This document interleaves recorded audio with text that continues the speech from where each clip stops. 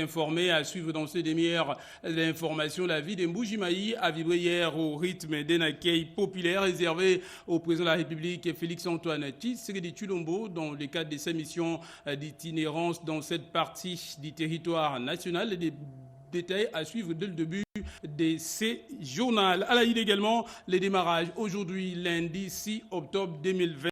La 76e session ordinaire du comité exécutif du Haut Commissariat des Nations Unies pour les réfugiés. C'est à Genève, nous sommes là en Suisse. La République démocratique du Congo est valablement représentée à ces travaux par l'étrichement du vice-premier ministre en charge de l'Intérieur. Nous retrouverons sur place notre envoyé spécial Yvette Makuntima pour les détails. Nous ferons également le point sur l'établissement des transports académiques publics Transacadémia qui élargit ses services à toute la population congolaise. Rendez-vous tout à l'heure. Voilà pour les titres. Nous sommes aujourd'hui le lundi 6 octobre 2025. Depuis Kinshasa. Bonjour à tous et à tous et bienvenue à vous si vous nous rejoignez dans cette première édition du journal. Je vous le dis au sommet de cette édition, le président de la République, Félix-Antoine Tshisekedi Tshilombo, et Mbujimayi dans la province du Kasaï oriental dans le cadre de sa mission d'itinérance de courte durée. Objectif, s'imprégner de l'état d'avancement d'un certain nombre d'infrastructures.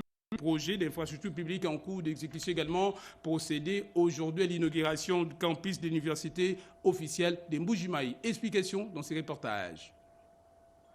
Le temps s'est arrêté ce dimanche à Mbujimayi, dans la tente du chef de l'État, Félix-Antoine Tshisekedi Tshilombo. Dans les rues modernisées de la capitale du Diamant et aux abords de l'aéroport de Bipemba en rénovation, la population est très mobilisée, comme à chacune de ses déplacements au centre du pays. C'est en début de soirée que l'avion présidentiel Simon Kimbangu s'est posé à Bipemba. Les autorités politico-administratives nationales de la province étaient en premier plan dans cette haie d'honneur dressée pour le président de la République. Les représentants de forces vives locales, les autorités traditionnelles étaient bien alignés pour serrer la main du chef de l'État. Comme à chacun de ses déplacements, ici dans son terroir natal, le chef de l'État, Félix-Antoine Tshisekedi Tshilombo, était visiblement détendu et accueilli en triomphe. C'est l'expérience d'un amour éternel avec des compatriotes du centre et surtout une expérience de gratitude pour les nombreux projets qui ont métamorphosé la ville de Mbujimayi. En tête de peloton, Félix Tshisekedi a effectué une marche à pied de l'aéroport de Bipemba jusqu'à sa résidence dans la ville Miba, drainant une foule compacte acquise à sa cause. Cette mission d'itinérance de courte durée est l'occasion pour le président Tshisekedi d'inspecter l'état d'avancement de plusieurs projets d'infrastructures publiques. Au cours de cette mission éclair, le chef de l'État va inaugurer le nouveau campus de l'université officielle de Mbujimayi. Un véritable joyau, sorti des terres en 3 ans seulement et construit suivant des standards internationaux. Et dans l'actualité également, en marge de la 47e Assemblée générale ordinaire, la Confédération africaine de football, dont l'ouverture est prévue aujourd'hui à Kinshasa le lundi 6 octobre 2025, le président de la République, bien avant de s'envoler pour Mbujimayi, a accordé quelques audiences, notamment au président de la Fédération internationale de football, association FIFA, et également au président de la CAF. Explication en détail dans ce reportage.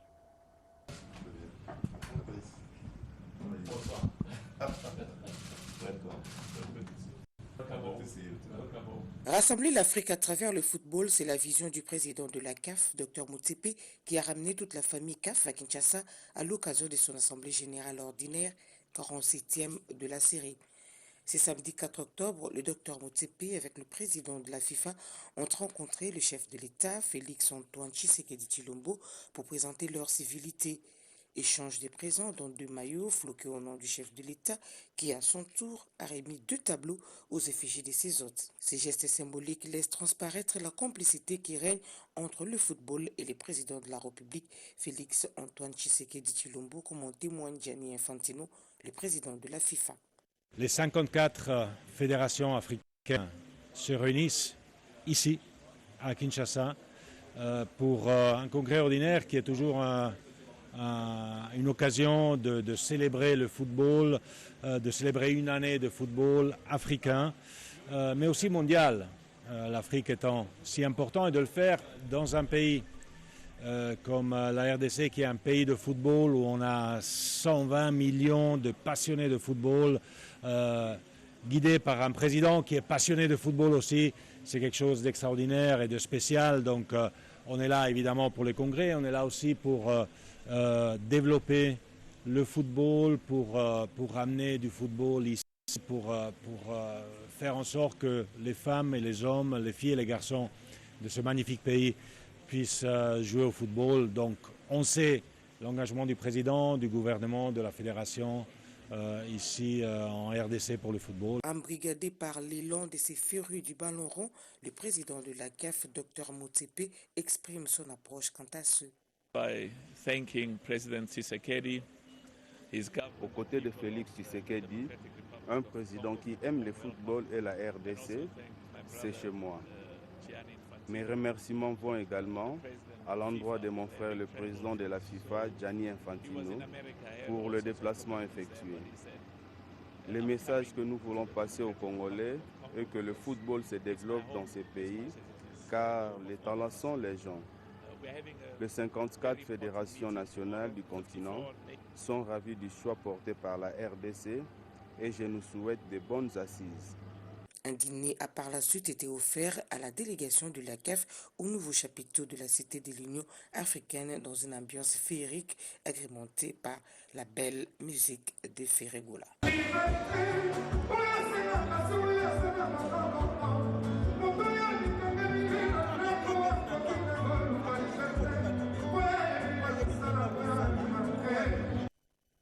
Le judoka français Teddy Riner est également en séjour à Kinshasa. Il a été reçu par le président de la République, Félix-Antoine Tshisekedi Tshilombo. Les discussions ont tourné autour de la tenue prochaine à Kinshasa d'une compétition de judo reportage.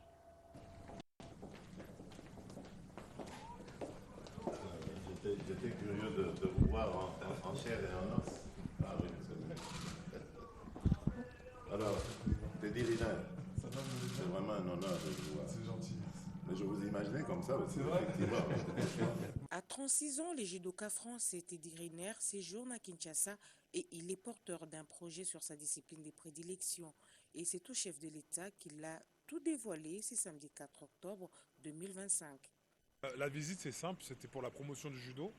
On a échangé avec le chef de l'État et le ministre des Sports pour justement avoir un accord pour accueillir au Congo, à Kinshasa, en décembre, les championnats du monde continental par équipe. Le président est hyper ravi, content, honoré de pouvoir recevoir un bel événement comme ça. Et moi, je suis hyper content d'être un des acteurs qui fait qu'on va pouvoir avoir un bel événement en Afrique. Du haut de ses 2,4 mètres pour une centaine de kilos, Big Ted est récemment médaillé d'or au JO de Paris 2024 et l'homme le plus fort en judo.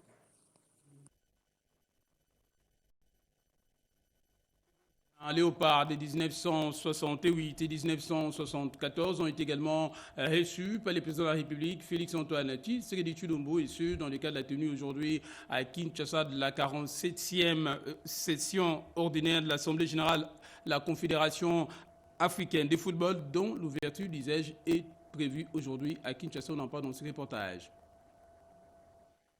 En marge de la tenue de la 47e Assemblée générale ordinaire de la CAF, il a plu au chef de l'État, Félix-Antoine Tshisekedi Tshilombo, de recevoir les anciens léopards champions d'Afrique de 1968, 1974 et mondialistes ce samedi 4 octobre dans la soirée à la Cité de l'Union africaine.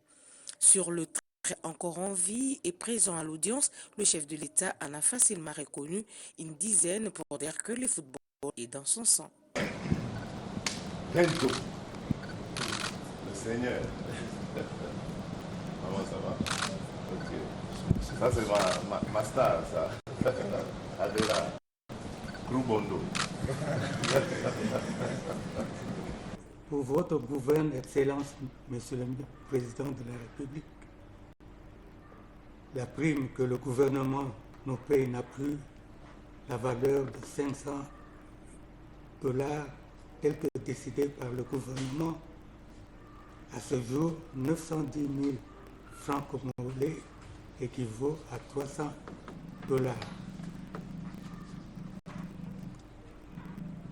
Avons introduit un dossier de manque à gagner qui traîne toujours au niveau de la direction de la paix.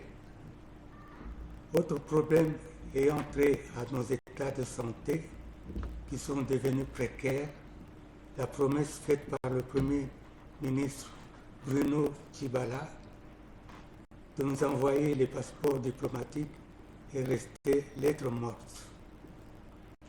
Nous aimerions aussi vous exposer nos problèmes de la Coupe Mosika de 74, De la prime mensuelle de la fonction publique aux problèmes non résolus de la prise en charge sanitaire, le tour a été fait avec le chef de l'État et la satisfaction est totale.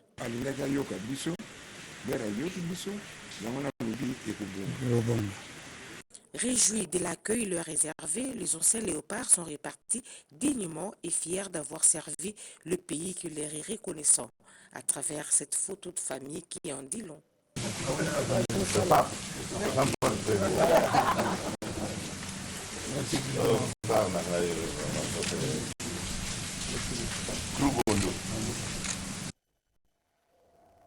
L'actualité, c'est aussi la présentation par les forces armées de la République démocratique du Congo de plus de 45 membres des principaux groupes armés actifs insurrectionnels qui pillent dans la partie est du pays. La population est appelée à cet effet à la vigilance.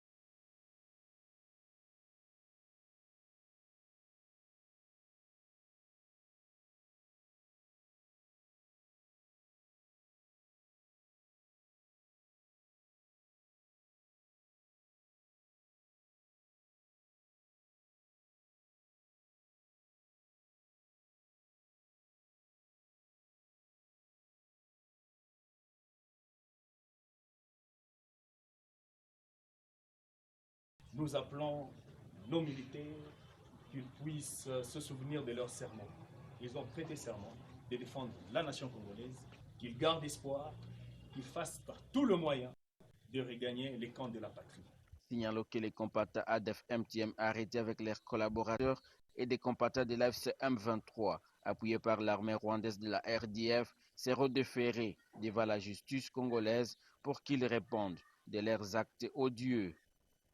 Je vous le disais au sommaire de cette édition, au démarrage aujourd'hui à Genève. Nous sommes là en Suisse, des travaux de la 76e session du comité exécutif du Haut Commissariat des Nations Unies pour les réfugiés. Les vice-premiers ministres en charge de l'Intérieur et Sécurité, Jacquemin Chabani, est déjà sur place. Question de porter haut la voix, la République démocratique du Congo, à ces travaux. Reportage signé Yvette Makunsima.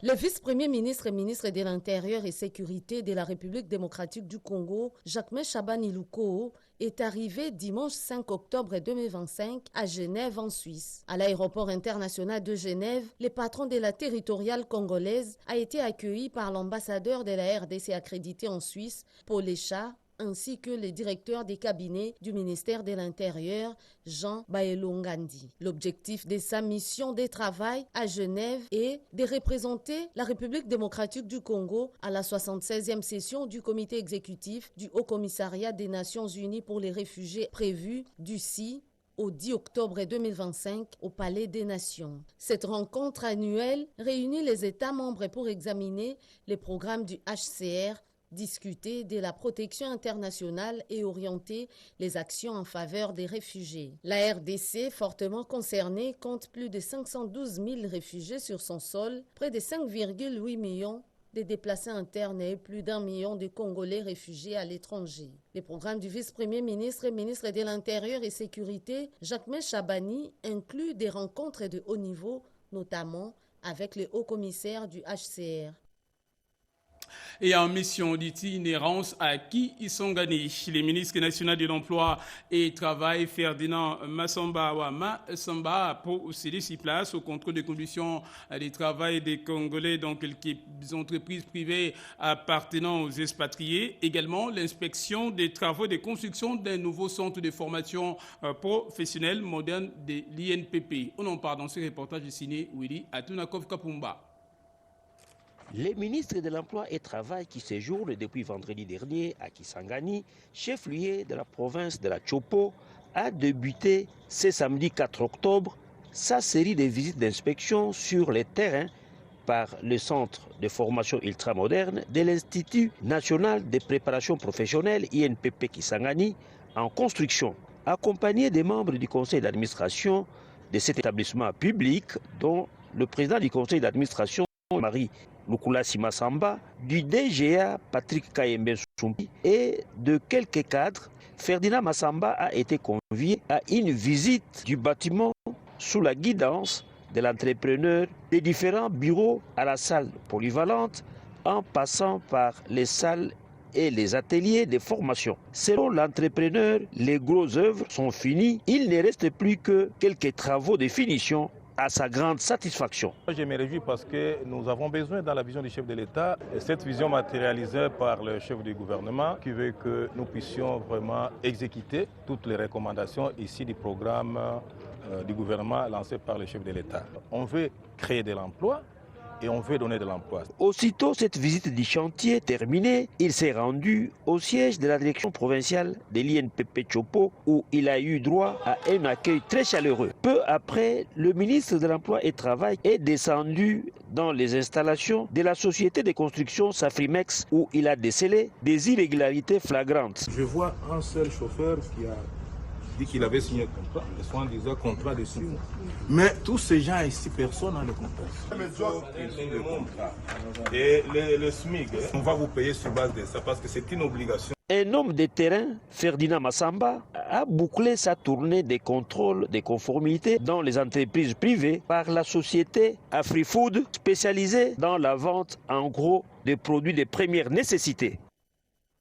Et à Kinshasa, plus de 100 écoles conventionnées catholiques ont bénéficié des bourses d'études pour leurs élèves des sections primaires, secondaires, humanités, classiques, également techniques de la part de la filiale Engen RDC. On en parle dans ce reportage de Sinéry Kabomba.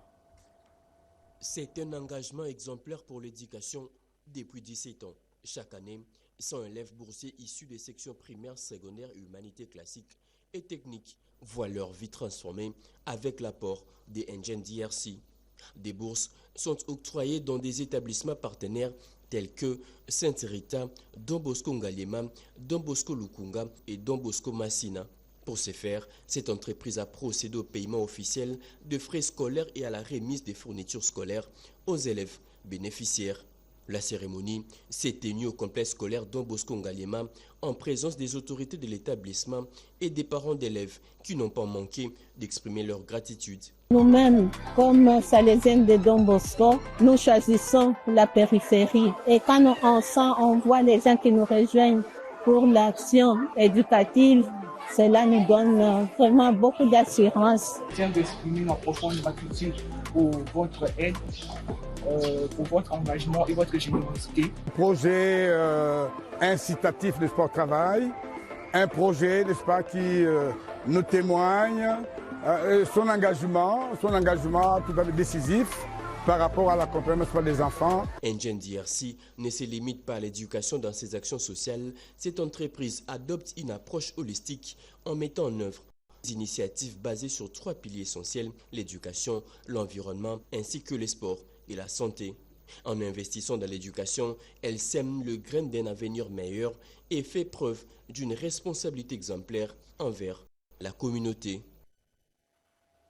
Et je vous l'ai dit au sommaire de cette édition, la Société publique des transports pour étudiants Transacadémie a élargi désormais ses services à toute la population congolaise et en particulièrement à celle vivant dans la capitale quinoise. Avec l'acquisition des 4 déjà nouveaux bus, question de renforcer également l'accessibilité du transport en commun à un prix social. C'est ce que nous dit dans ce reportage notre confrère Rekintou Ziloya.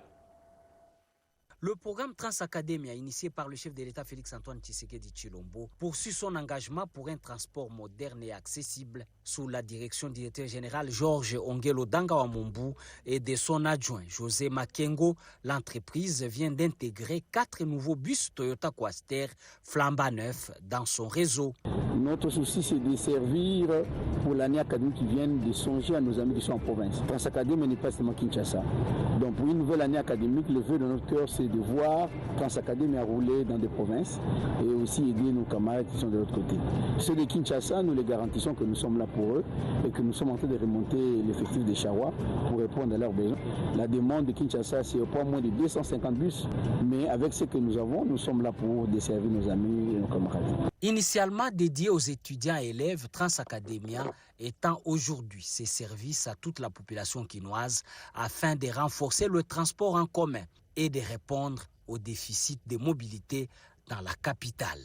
Cette action rendue possible grâce au soutien du gouvernement via le ministère des Finances et sous la tutelle du vice-premier ministre des Transports Jean-Pierre Bemba Gombo marque une nouvelle avancée dans la modernisation du secteur.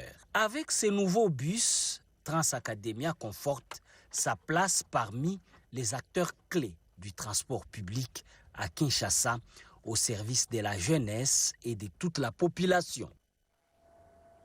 Clôture à Bibois des travaux de l'atelier des déploiements en province pour la mise en œuvre du projet des soins de qualité des bases. On en parle dans ce reportage signé Pati Tondouangou. Toutes les batteries sont en marche pour le lancement dans les mois qui viennent du paquet de soins dans différentes provinces de la République démocratique du Congo. Et cela pour permettre à tout Congolais d'accéder aux soins de qualité à un prix réduit. Au terme de 3 jours de réflexion approfondie à Bibois, dans la commune de Lancélé, un plan de déploiement des paquets de soins de base a été adopté. Pour le coordonnateur du Conseil national de la couverture santé universelle, Polydor Mbongani, qui a clôturé ses travaux, ces documents vont permettre une avancée significative dans la mise en œuvre de cette prise en charge médicale. L'objectif qui s'était fixé, c'était d'élaborer ce plan en se disant qu'on doit en finir avec un plan qui définit le chronogramme, qui définit ou qui clarifie le paquet de soins tel qu'il a déjà été défini dans la loi et aussi par une mesure d'application, un arrêté interministériel. Mais nous avons aussi discuté du coût ou des prix de la classification des soins. Et au-delà de ça, nous avons aussi discuté de mode de paiement des prestataires. Donc c'est un document qui sera vraiment très important pour nous permettre d'avancer avec la mise en œuvre du paquet de soins de base, tel que recommandé ou plutôt édicté dans la loi de santé publique telle qu'elle a été modifiée par l'ordonnance loi de mars 2023. Une autre étape importante, c'est la signature de tous les décrets ou mesures d'application dont nous avons besoin pour avancer, notamment le décret sur l'assurance maladie obligatoire que nous attendons incessamment et nous l'espérons dans les 2 semaines qui suivent que nous pourrons faire des avancées. Cette prise en charge dans le cadre de la couverture santé universelle est prévue dans le premier trimestre de l'année 2026. Et puis, fin de session de formation des agents et cadres du Fonds national de promotion et des services nationaux sur les procédures nationales des passations de marché public pour une gestion plus transparente, également efficace. On en parle dans ce reportage signé, encore une fois, par Ekintu Zilouya.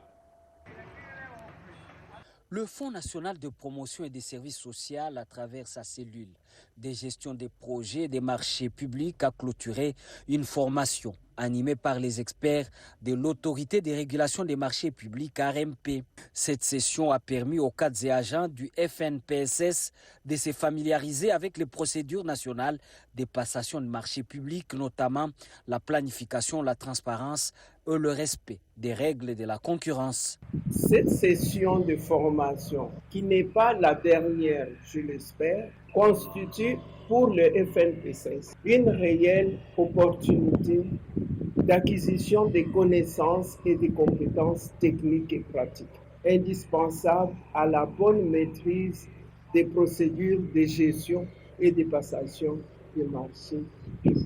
Cette formation vise à renforcer la maîtrise des procédures et garantir une gestion plus rigoureuse et conforme à la loi. Vous disposez désormais des compétences requises pour assurer une gestion des ressources publiques qui soit plus transparente, efficace et éthique.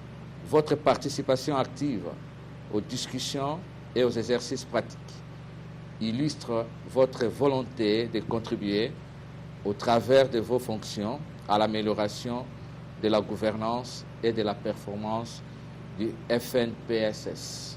Le FNPSS, structure publique chargée de promouvoir le bien-être social et de soutenir les projets en faveur de groupes vulnérables, entend ainsi améliorer l'efficacité et la crédibilité de sa gestion. Parlons à présent politique avec cette matinée organisée par l'Union pour la démocratie et le progrès social, IDPS, parti présidentiel, OMNU, l'unité également, la réconciliation. Reportage signé Alain Bikaï. D'entrée de jeu, le secrétaire général de l'UDPS, Augustin Kabouya, a présenté publiquement ses excuses au chef de l'État Félix Antoine Tshisekedi Tshilombo et au peuple congolais. Il a reconnu que les divergences qui ont secoué la formation politique au pouvoir d'une année n'ont pas honoré les partis avant d'appeler à l'unité, à la cohésion. De son côté, le secrétaire général adjoint Deo Bizibou Baloula a réaffirmé son attachement aux directives de la haute autorité des référents du parti. Pour lui, il n'y a qu'un seul secrétaire général à la tête du parti, l'honorable Augustin Kabouya, avant d'appeler à mettre fin aux querelles internes. Nakosenga banda lelo tosenga olimbisi. Au nom de l'unité, nous devons tourner la page des divisions dans toutes nos fédérations. Et selon les orientations de la haute autorité, il n'y a pas de secrétaires généraux au sein du parti. Le seul secrétaire général que nous avons ici, c'est Augustin Kabouya. Le secrétaire général, il est bel et bien là, c'est l'honorable Augustin Kabouya. Au nom du comité d'accompagnement, le docteur Ete Longondo a pour sa part salué ces pas importants et rassuré la base du parti. Le processus se poursuivra jusqu'à son aboutissement total dans un esprit d'unité et de loyauté envers la vision du chef de l'État. Et c'est ainsi que se referme cette première édition du journal sur notre antenne, édition réalisée par Jonathan Moubalama et Mamita Bangoulou. Merci également à vous de l'avoir suivi, où que vous soyez dans le monde. Merci également à nos équipes, à la régie et également à la rédaction, particulièrement à Émile Zola et Alain Galiaga, c'est que nous avons pu vous informer. Restez avec nous, l'actualité continue en français également dans d'autres langues de diffusion. Moi, je vous dis merci, à demain.